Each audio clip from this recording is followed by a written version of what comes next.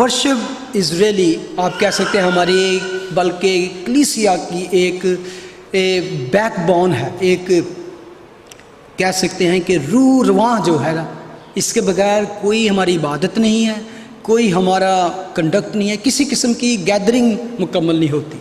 ठीक है, 3 तरीके की वर्शिप, रिपेंटेंस की, एक्सेप्टेंस की और डिवोशन की। 3 खुदा के खादमों की मिसाल दूंगा। तो जॉब के बारे में, you know the story of the job, उसके साथ ये सारा कुछ हुआ, उसके बच्चे भी मर गए, उसके सारा जो भी उसका पोजेशन थी सारी बर्बाद हो गई, सब कुछ हो गया। तो लिखा है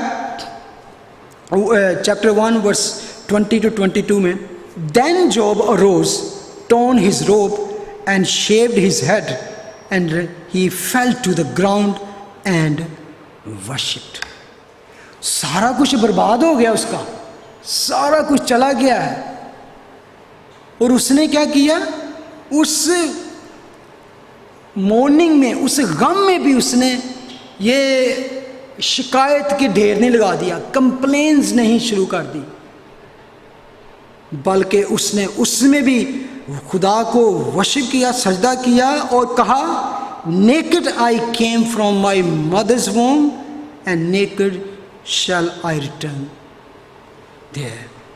the Lord gave and Lord has taken away, blessed be the name of the Lord. बल्कि इस, मैं समझता हूँ कि मैं एक्सप्लेन नहीं कर सकता कि कितना बड़ा काम था, कितना बड़ा काम था। I have no words to explain.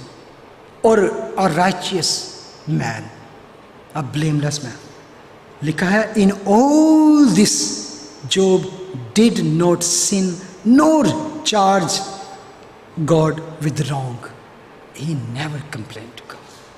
क्या है, इसको कहते हैं वर्शिप ऑफ एक्सेप्टेंस।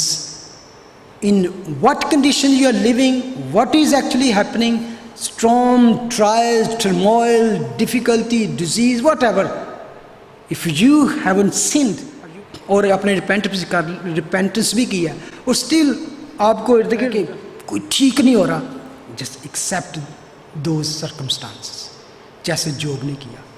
ठीक है खुदावंद, अगर तेरी यही मर्जी है, if you will I live like that, वे भी बहुत से दुख उठाकर हमें, तो just accept, worship of acceptance. और इन सब बातों में अय्यूब ने ना तो गुनाह किया और ना खुदा पर बेजा काम का ऐब लगाया। लास्ट एंड पे देखो खुदा ने उसके साथ क्या किया।